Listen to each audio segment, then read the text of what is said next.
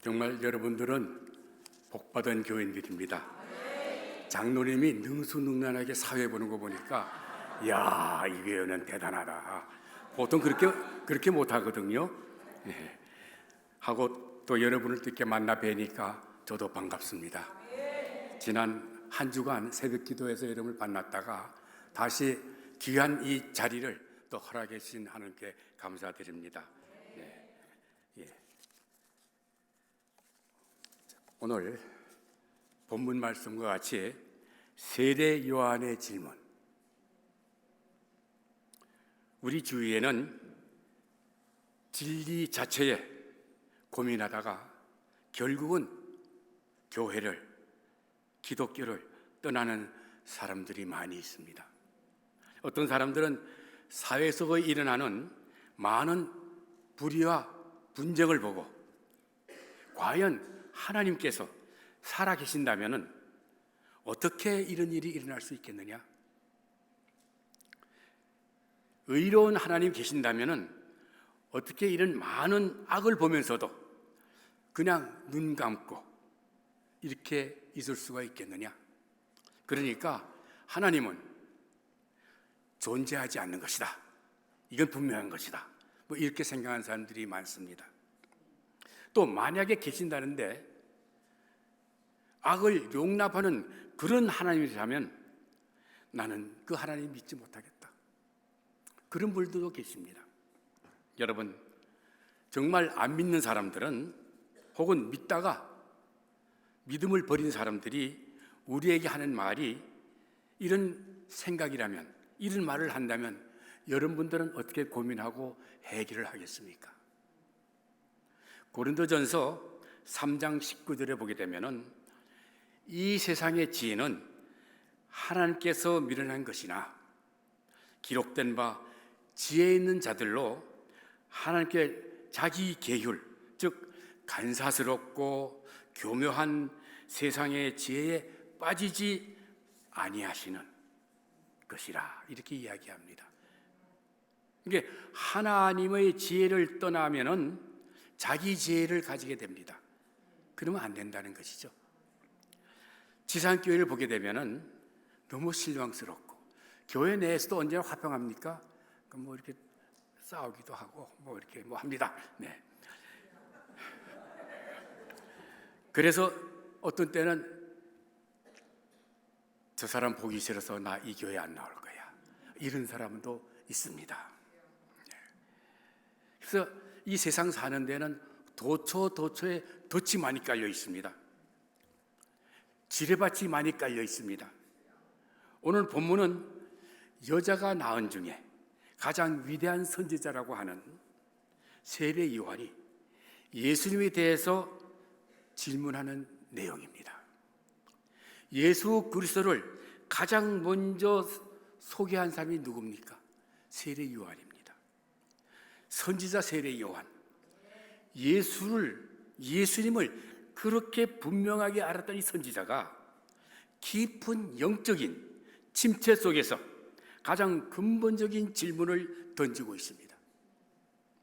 우리는 이 본문을 보면서 참 많은 생각을 하지 않을 수가 없습니다. 어떻게 세례 요한이 이런 의심을 가지게 되었는가? 가장 근본적인 질문을 하고 있는데 우리는 잘 이해가 되지 않습니다. 그래서 학자들은 논란이 심합니다. 세례 요한의 이 질문은 의심에서 나온 것이다. 아니다. 믿음이 흔들렸다. 뭐 이렇게 흔들렸다, 안 흔들렸다, 의심이다. 저는 분명하게 세례 요한의 의심이라고 생각합니다. 그는 감옥 속에서 깊은 영적인 침체를 경험하고 있습니다. 그 가운데 그가 오실 그이가 당신이 맞습니까? 당신 메시아 맞습니까? 이 질문을 예수님 앞에 하지 않을 수가 없었습니다. 우리가 기억해야 할 것은 세례 요한의 이 질문은 단순히 그의 개인적인 질문이 아니라 우리의 질문이기도 합니다. 그러니까 오고 오는 세대 또 이 질문을 합니다. 많은 질문을 합니다.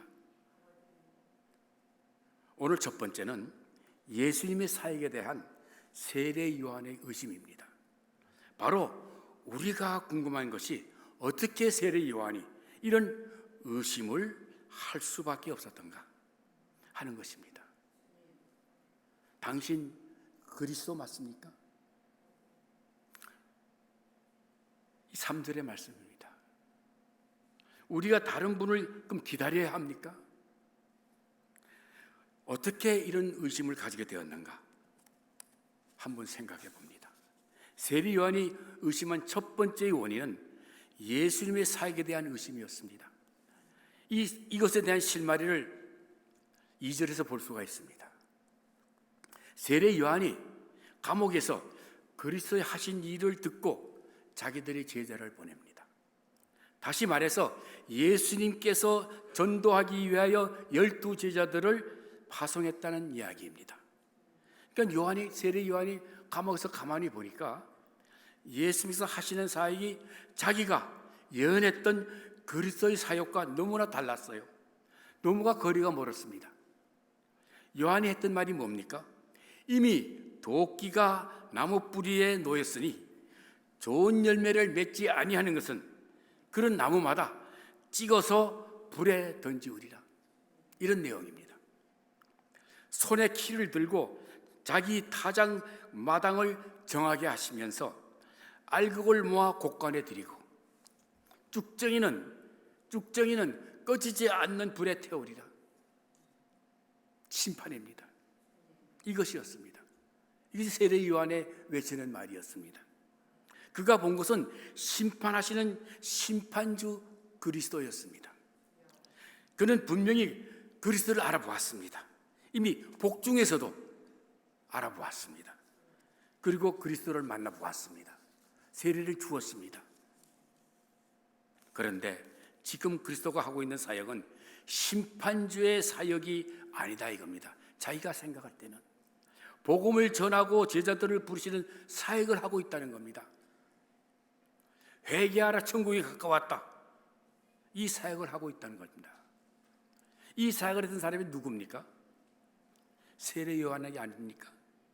우리가 살펴본 대로 말라기의 예언자, 마지막 예언자, 선지자가 바로 내 자신인데, 세례 요한 내 자신인데 하고 나는 진짜 그리스도가 온다는 것을 나는 세상에 이야기했는데 내 다음으로 그리스도가 오신다고, 메시아가 오신다고 내가 이야기했는데 그분이 오시면은 심판하실 심판주로 오신다고 내가 이야기했는데, 그런데 그분이 지금 오셔서 하고 있는 것은 자기가 했던 말과 행동과 똑같은 일을 한다는 거예요.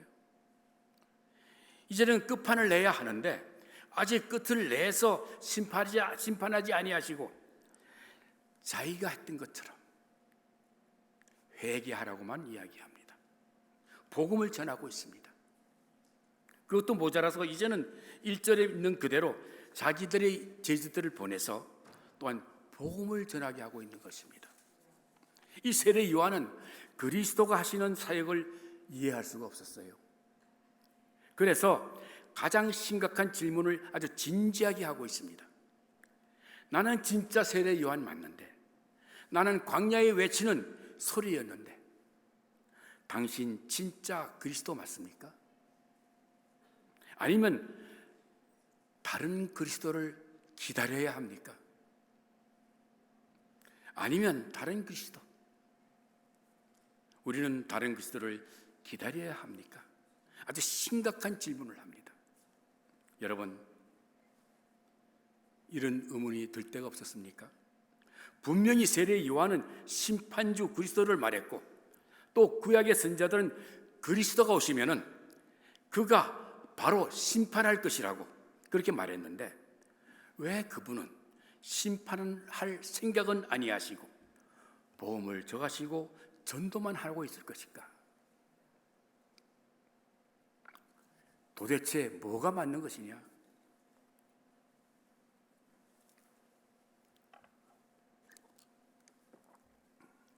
성경의 대답은 둘 다 맞습니다.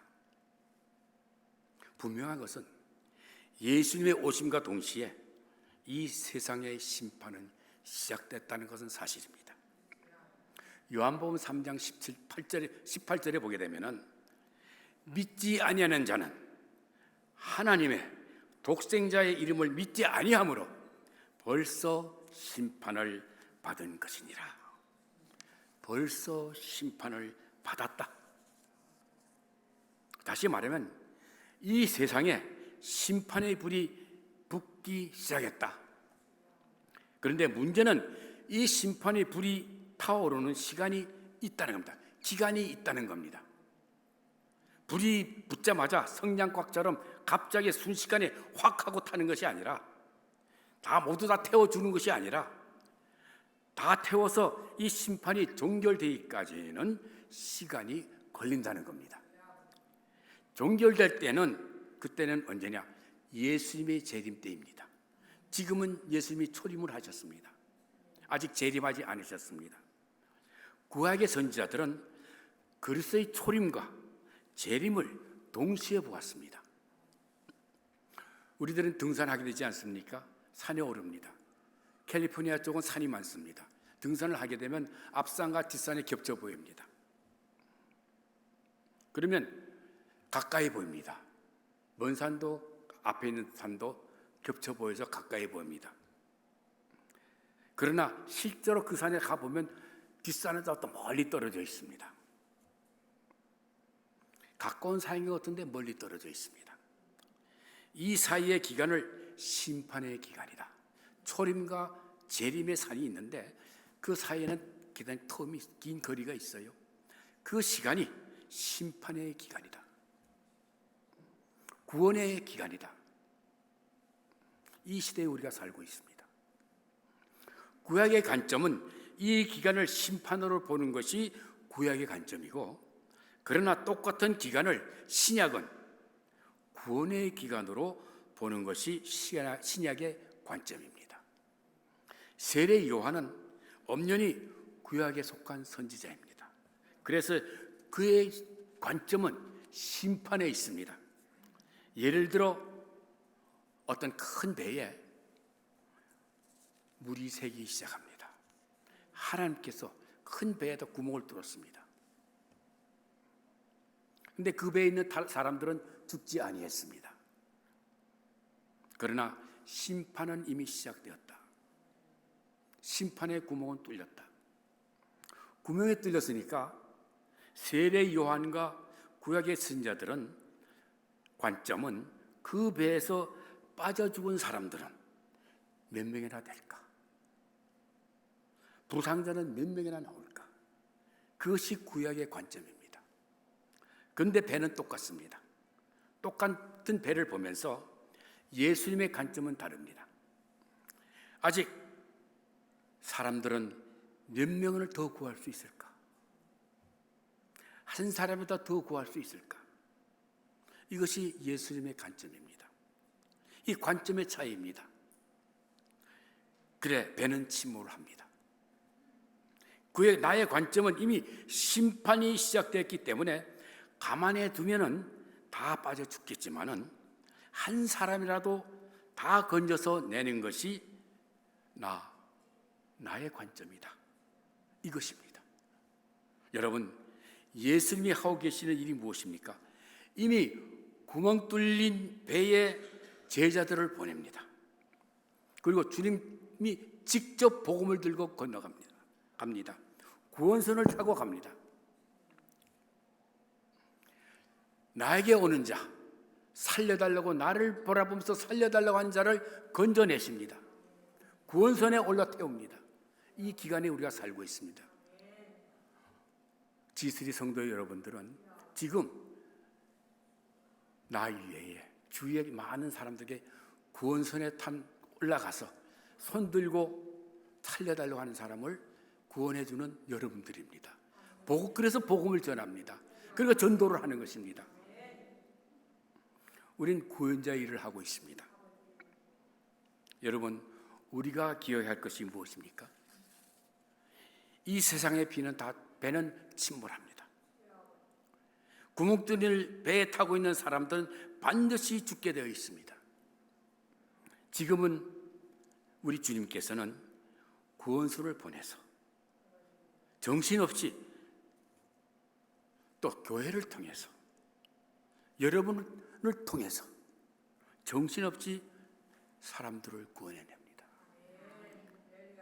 사람들의 직업도 보지 않습니다. 이쁘냐, 잘생겼느냐, 못생겼느냐, 사기꾼이냐, 이것도 바르지 않습니다. 주 앞에 손 들고 나오면 건져냅니다. 그의 신분 아무것도 보지 않습니다. 정신없이 건져내고 있는 기간이 지금의 기간입니다. 구원받은 사람들은, 구원선에 올랐던 사람들은 무대기로 티켓을 줍니다. 천국행 티켓을 줍니다. 그 받은 사람들은 구원받은 사람들입니다. 물론 나중에 심판에서 백보자 심판을 거치겠지만은 일단 천국 티켓을 받았습니다. 그러니까 사도 바울은 뭐라고 그럽니까? 보라, 지금은 은혜 받을 만한 때요. 보라, 지금은 구원의 날이로다. 여러분, 그러나 구원의 날도 끝이 있다는 걸 아시기 바랍니다. 배가 완전히 가라앉을 때가 있다는 것입니다. 그때는 주님이 다시 오실 때입니다. 오늘 두 번째, 세례 요한의 의심이 두 번째 원인입니다. 이것은 세례 요한이 의심하게 된 것보다 더 직접적인 원인이라고 할 수가 있는데, 바로 자신이 처한 처지 때문에 생긴 의심입니다. 지금 세례 요한은 지금 감옥에 갇혀 있습니다. 다른 이유 때문에 갇힌 게 아니라 오직 그이가 싫어했고 어려웠기 때문에 감옥에 갇혔습니다. 당시 갈릴리 분봉왕 헤롯 왕은 그의 이복 동생인 빌립의 그 아내 헤로디아를 빼앗아서 아내로 삼았습니다. 세례 요한은 그것을 보면서 이것은 도덕적으로 옳지 못한 것이라고 하면서 그의 면전에서 아주 책망을 했습니다. 그리고 그것 때문에 자신은 옥에 갇히게 되었습니다. 세례 요한은 그리스도가 어떻게 이렇게 불의한 일을 보면서도 침묵할 수가 있겠느냐, 이런 생각이 들었어요. 더군다나 순전히 나는 의를 위해서 싸우다가 감옥에 고생하고 있는 하나님의 종인데 그리스도라고 하는 이 예수는 어떻게 이것을 외면하고 밖에서 전도만 하고 있는가, 이것입니다. 나는 악을 책망하고 이렇게 갇혀 있는데 그는 이렇게 그리스도라는 사람이 무관심할 수가 있겠느냐? 당신은 왜 가만히 구경만 하고 있느냐? 불의한 것을 보면서 그냥 넘어가는 그분이 과연 그리스도냐? 이런 고민이 생긴 것입니다. 그리고 덜컥 의심이 생겼습니다. 오실 그이가 당신 맞습니까? 당신 분명 내가 바라던 메시아입니까? 세례 요한의 고민은 오늘 우리 모두의 고민이기도 합니다. 믿지 않는 사람들이 교회를 향하여 실망하는 것이 무엇입니까? 어떻게 그리스도는 세상의 불의를 그냥 농락할 수 있는가? 부정선거가 일어나고 부정부패가 일어나고 이것도 보고 가만히 있느냐? 그러면서도 무슨 의로운 분이라고 할 수 있느냐? 그냥 미국에는 무수한 갱들이 많아. 그래도 그리스도는 가만히 있어. 어떻게 그런 분이 의로운 분이라고 할 수 있느냐? 세상에 악이 이렇게 많고 범죄가 이렇게 많은데 왜 하나님이 살아계신다면 다 쓸어버리지 않느냐? 왜 그리스도는 침묵하느냐? 이것입니다. 여러분, 여기서 우리가 기억해야 할 것이 이것이 있습니다. 그것은 그리스도가 오셔서 이 세상의 심판이 시작된 것은 사실이지만은, 그러나 이 세상이 악이 한꺼번에 없어지는 것은 아니란 사실입니다. 성경은 그것을 말하지는 않습니다. 물론 궁극적으로 하나님이 모든 악을 심판하십니다. 그러나 주님은 일종의 집행유예의 시간을 두었습니다. 돌아올 수 있는 시간을 주었습니다. 완전히 악을 쓸어버릴 때까지 주님은 일종의 집행유예 기간, 그 기간을 두셨는데 이것은 하나님의 은혜의 시간이라는 것입니다. 이 시대에 우리가 살고 있습니다. 악인들이 마음대로 죄를 지을 때에도 주님은 하나님의 백성들을 그때까지 주님은 악인들 사이에서 살게 하십니다. 그러니까 우리가 얼마나 절박한 가운데 살고 있습니까? 그리고 주님의 사람을 통해서 이 세상에 사인을 보냅니다. G3 성도 여러분들이 밖에 나가 전도하지 않습니까? 세상에 구원을 받으라고 사인을 보내는 거예요. 이 세상이 정상이 아니다. 이 세상은 정상이 아니다. 지금 집행유예 시간이다. 그러니까 너희들 빨리 구원선에 타라. 하나님이 잠시 침묵하는 것이지 영원히 침묵한 것은 아니다. 이 사인을 계속 보내고 있는 것입니다. 교회를 통해서, 성도들을 통해서 사인을 보냅니다. 일만의 양심 소리에, 이러한 여러분의 전도 소리에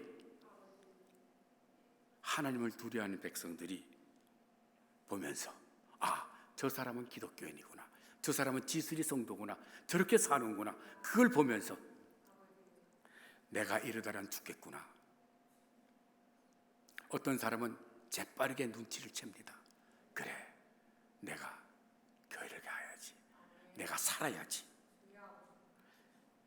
굉장히 세상 말로 이런 사람들은 재수가 좋은 사람입니다.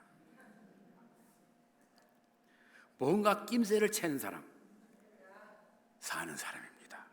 여러분 춘향전 아시죠? 거지 차림의 이몽룡이가 어느 골이더라? 깜빡했네. 저 전라도 무슨 예? 이거 너무 잘 아시네. 그 고일에 나타났습니다. 거지 참으로 나타났다 보니까 원님이 고기에다가 그 옆에 많은 방백들이 쫙 있는 거예요. 그러니까 한마디 쫙 합니다. 너희가 먹는 고기와 술은 백성들의 피와 땀이다. 막 하니까 그 옆에 있던 방백들이 들어보니까 이상한 말을 하거든. 그때의 그 자리를 피한 사람은 삽니다. 뭔가 이상하구나, 도망가자, 삽니다. 암행의사 출도야. 뭔가 알아챈 사람들은 살았어요. 그런데 이 변사또는 무식해서 상황 판단을 못해서, 그러니까 세상 살 때는 상황 판단을 잘해야 합니다. 여러분, 악인들이 막 설치는데도 하나님이 당장에 증발하지 않고 오히려 잘 나갈 때에는 이건 굉장히 무서운 일입니다. 그건 이미 하나님이 버리셨다는 뜻입니다. 이미 무너지고 있는 집과 같다는 것이죠. 굉장히 두려워해야 합니다. 내 이웃집이 이건 뭐 이상하게 뭐 하는데 잘 살아. 가만보니까 직업도 없는데 잘 살아. 옆집을 보니까 이 양반은 어디 왔다 갔다 하는데 잘 살아. 무리한 일을 하고 있는 사람들입니다. 그 사람들과는 손도 잡지 말아야 합니다. 인사도 해도 안 됩니다. 그냥 도망쳐야 합니다. 뛰쳐나와야 합니다. 남을 속여서 사기치면서 돈을 버는 사람이 벼락마다 죽지 않고 오히려 잘 되는 것 보면은 지금 이미 그들은 끝난 것이다. 이미 무너지고 있는 집이다. 이 사람 집 근처에 가면 깔려 죽습니다. 오늘 세 번째, 세례 요한의 질문은 아주 단도직입적인 질문입니다. 그가 물은 것은 당신이 그리스도 맞습니까? 아닙니다. 그러니까 예수냐 노냐? 너 진짜 그리스도 맞아? 예수 노냐? 이겁니다. 그걸 대답해 달라는 것이죠. 우리가 보기에 주님의 대답은 맞다 아니다, 기다 아니다가 이 말만 하면 될 텐데, 그러나 주님은 왠지 장황하게 또 뭔가 우회적으로 말씀하십니다.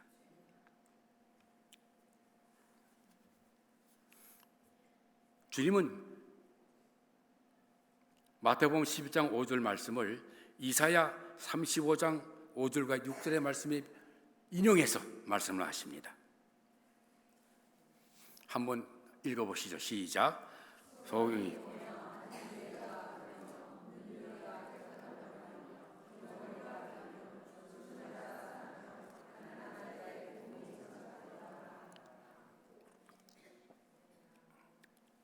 이 말을 하면 요한이 알아들을 것이다. 예수님께서 인용한 말씀은 선지자 이사야의 글 중에서 몇 구절을 동시에 인용한 것입니다. 또 이사야 61장 1절에 보게 되면 한번 읽어보세요. 시작.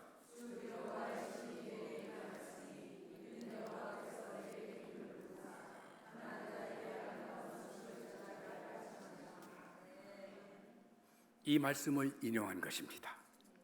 예수님이 내가 기다 아니다, 예스 노가 아니라 이렇게 이야기하십니다. 이렇게 굳이 성경을 인용해서 하시면 대답하시는 데에는 어떤 의도가 있는 것 같습니다. 뭔가 가르쳐주고 싶은 마음이 있는 것이죠. 예수님이 제시한 근본적인 방법이 무엇입니까? 구약성경 이사야의 글입니다.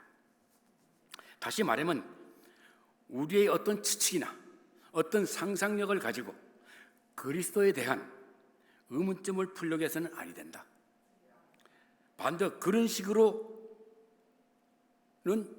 나 예수를 알 수가 없다.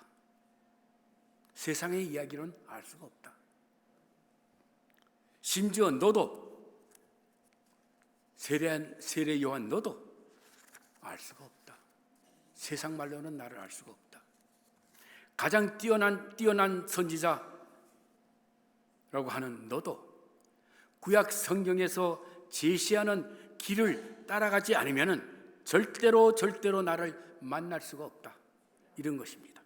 여러분, 예수님을 알기 위해서는 오직 예수님 자신을 열어 보여주시는 방법밖에 없어요. 하나님 자신을 보여주는 수밖에 없습니다. 예수님은 예수님 자신을 보여주는 겁니다. 왜냐하면 하나님은 인격이시기 때문입니다. 하나님은 어떤 원리가 아니에요. 어떤 물체도 아닙니다. 인격입니다. 인격은 스스로 자신을 보여주는 수밖에 없습니다. 그것을 보여주는 방법은 무엇이냐? 기록된 계시의 성경입니다. 그것을 인용한 것입니다. 세례 요한의 질문에 대한 예수님의 대답을 한번 보시기 바랍니다. 오실 그이가 당신 맞습니까? 왜 이 세상의 악에 대해서는 당신은 침묵하십니까? 당신 진짜 그리스도 맞습니까? 여기에 대해서 주님은 먼저 병이 치료되는 것을 말씀하십니다. 여기서 절대로 놓쳐서는 안 된 사항이 있습니다.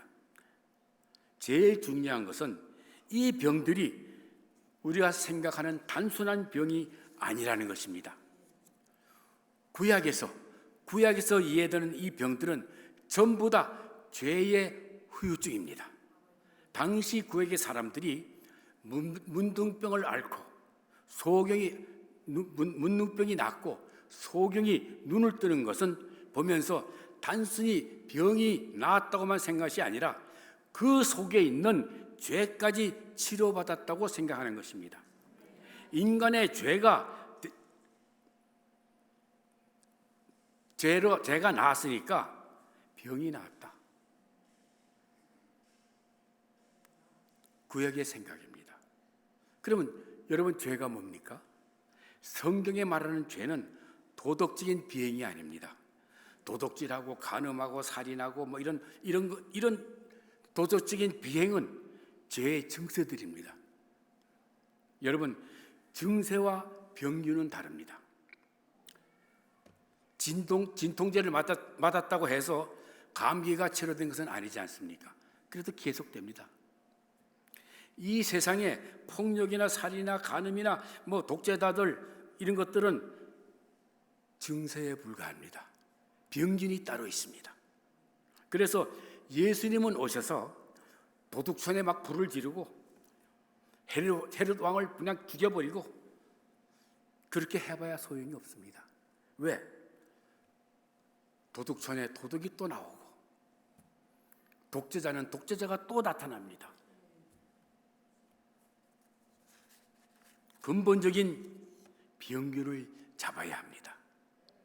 죄가 병균입니다. 죄는 하나님의 관계가 어긋나는 것입니다. 그것이 죄입니다. 하나님을 미워하는 것이 그 본성이 죄입니다. 우리가 생각하기에 하나님을 미워하는 것이 큰 대수냐? 그것은 눈에 보이는 것도 아니고 하나님을 미워했다고 해서 큰일이 날 것도 아니고 근데 그렇게 대단하냐? 그러나 하나님을 미워한 그 결과는 엄청난 결과를 가져옵니다. 그것이 살인으로 나타나고 간음으로 나타나고 도적질로 나타나고 거짓말로 나타나고 모든 음란과 나타나고 불의한 전쟁이 나타나고 바로 이것이 죄의 증세들입니다. 이 병균의 증세입니다. 하나님이 미워하는 증세들입니다. 그래서 예수님께서 오신 것은 단순히 이 죄의 증세들을 다루기 위해서 온 것이 아닙니다. 예수님은 잠시 후에 다시 재발하도록 진통제로 놓으려고 온 것도 아닙니다. 나는 그것을 위해서 온 것이 아니야. 나는 그것을 위해서 온 것이 아니야. 사람이 기대한 것이 무엇입니까? 왜 폭력과 살인을 보고서 당신은 침묵하느냐 이것인데, 그러나 나는 근본적인 죄 이것을 치료하지 않고서는 반드시 재발할 수밖에 없는 그 죄의 병균을 내가 잡으러 왔다. 인류 역사에서 절대로 끊을 수 없는 이 죄의 사슬, 재발하는 이 죄의 사슬을 끊어버리기 위해서 내가 왔다. 주님은 이것을 위해서 이 세상에 내가 왔다. 이것은 세상을 뒤집는다고 해서 된 것도 아니고 독재자들을 모조리 총살시켜서 된 것도 아니라 하나님과의 관계가 회복되어야만이, 그것을 위해서 결국 하나님의 아들이 죽어야 한다고 해서 그 죄값으로, 피값으로 병균을 죽이러 왔다. 이 말씀을 하시는 겁니다. 여러분, 그래서 예수님이 하신 일이 무엇입니까? 하나님과의 인간과의 관계를 회복시켰습니다. 하나님으로 하여금 죄를 사랑하게 하셨습니다. 관계가 정상화되었습니다. 죄인들이 이제는 하나님을 사랑하도록 만들어 놓았습니다. 이것보다 더 놀라운 사실이 어디 있습니까? 죄인들의 가슴 속에 있는 하나님에 대한 미움을 완전히 아주 부셔놓았습니다. 죄에서 우리는 해방되었습니다. 그렇게 미워하던 하나님을 생각하면, 주님을 생각하면 저절로 눈물이 납니다. 관계 회복입니다. 이 이야기를 감옥에 있는 요한에게 들려주면 알 것이다. 더 중요한 것은 마지막에 가난한 자에게 복음이 전파된 데가 하라. 이사야가 말한 이 복음은 우리가 말한 것과 좀 다릅니다. 이사야의 복음은 경제적인 관점에서, 즉 가난한 자들에 관한 설명입니다. 다시 말하면 가난한 자가 너무 가난해서 노예로 팔려갔던 그 당신, 노예로 팔려갔던 내 오빠, 내 동생, 이들의 빚을 청산되었다는 이야기입니다. 경제적인 관점에서 이야기한 것입니다. 그래서 너희 더 이상 노예가 아니다. 노예 값을 다 치러주었다.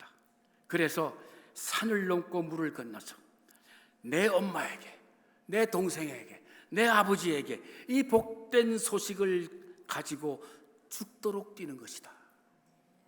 그래서 이사야의 복음을 들고, 이사야는 복음을 들고 산을 넘고 물을 건너는 자의 발이 아름답다고 했습니다. 예수님의 말씀은 무슨 말씀입니까? 세례요한에 가서 말해라.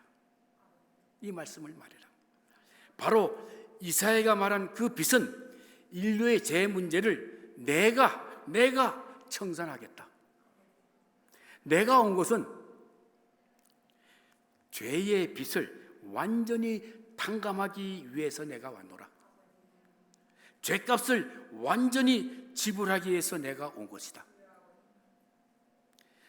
독재자 한두 명 잡아 죽이는 것, 그것 때문에 내가 온 것이 아니다. 예수가 죽음으로써 모든 인간들의 죄의 빚을 지불하기 위해서 내가 왔다. 이 이야기를 세례 요한에게 들려주어라. 그러면 알아들을 것이다. 여러분, 주님의 복음 앞에 우리는 녹아야 합니다. 모든 의심을 주님의 말씀 속에 놓게 되어 있습니다. 아마 세례 요한은 이 말씀을 듣고 더욱더 주님을 이해하고 사랑했을 것입니다. 그리고 목이 잘리는 참수형을 받을 때까지도 감격하며 죽었을 것입니다. 오늘 마지막으로 주님은 세례 요한에게 도전을 합니다. 6절에 누구든지 나로 인해서 실족하지 아니한 자는 복이 있도다 하시니라. 같이 한번 봉독합시다. 시작.